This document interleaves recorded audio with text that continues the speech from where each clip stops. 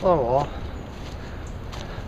Okay, what I wanted to talk to you guys about is about the Food and Drug Administration and how it has completely become something of a mouthpiece for the corporation. Here's an example. They're thinking about allowing corporate giants like Nestle's, Kraft, and Hunt's to develop new technologies to fatten up livestock faster and make drugs work faster. And this would be an additive to their feed. So, what is this additive?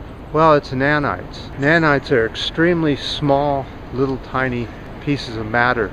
And what they plan on doing is taking these nanites, encircling a small tiny bit of water and emulsifying it into fat, and then putting this into their feed, which would then artificially make them grow faster. One of the other already approved additives to the feed of livestock is arsenic.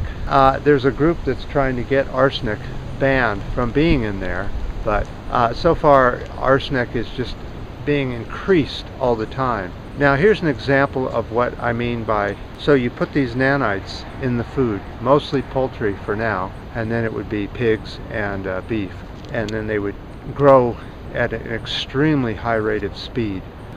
So let's say that you eat some of this meat that still has these nanites inside the fat. So it reacts to the medicine you just took, because there are no real pieces of research out there that show what happens when a drug interacts with these new technologies, and then what would happen inside of your body, 10, 12 years down the road, having to cover you up because of the wind and the wet. It's actually foggy here. Our heat wave ended yesterday.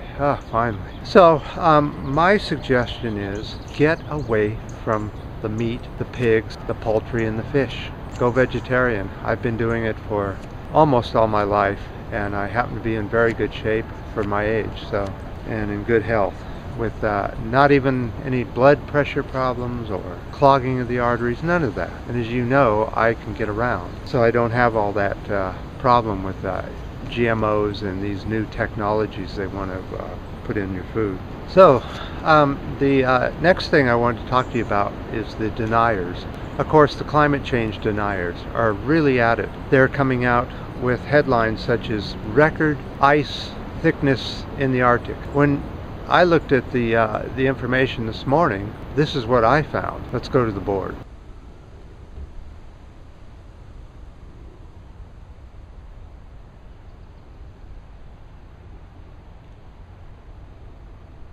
Okay, this graph represents the amount of ice covering the North Poles. It's measured in millions of square kilometers. It goes from 6 million all the way up to 16 million square kilometers.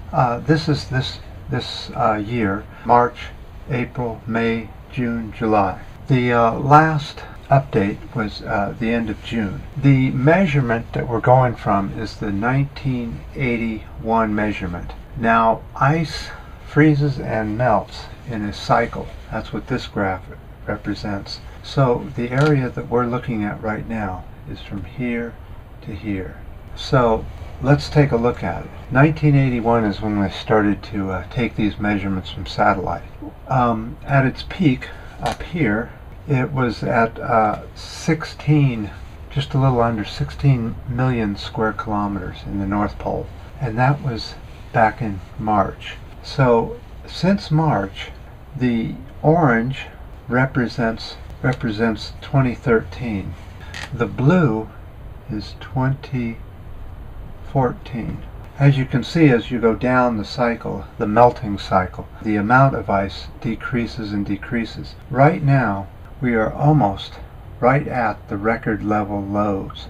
So the deniers are saying somehow that that we're at record highs, when really we're at record lows. So let's go check out the South Pole.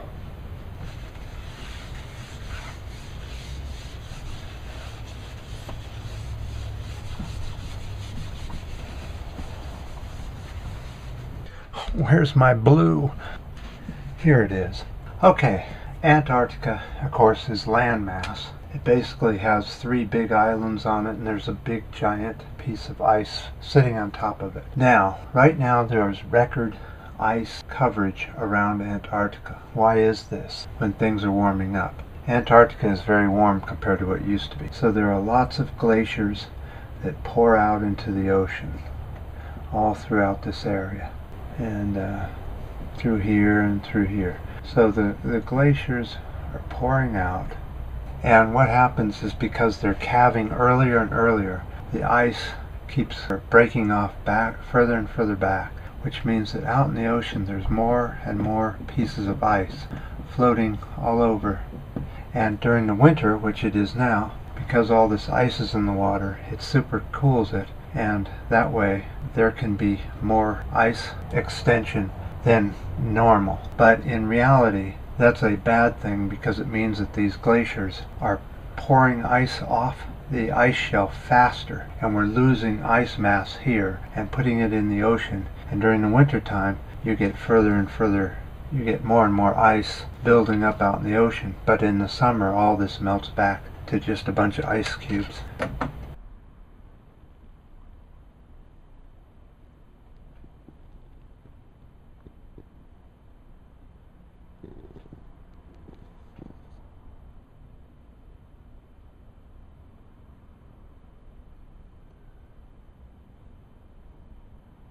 As you can see, the temperatures are extremely warm, considering that this is the coldest time of the year up there.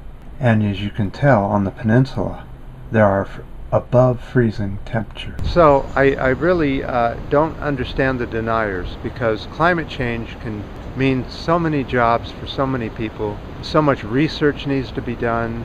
All kinds of cool stuff has to be done, and it's all going to make money for everyone. So I don't know why the deniers, unless they just can't release themselves from the old fossil fuel. Can't they get away from that and go into solar and wind and some hydro, and you know, and we're just beginning the alternative energy information. You know, we research. We're just in the beginning of the research into alternative energies. So I think it's only a good thing to phase out fossil fuel, save ourselves from extreme heat. But even that's questionable now. It looks like we're all in for a real treat in the next 4 or 5 years. So I really appreciate your comments. YouTube's been going crazy. I couldn't even find where the subscriptions were.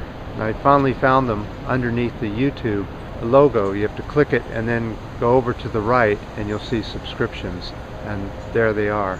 But once again, YouTube's out there making themselves look busy. So until next time,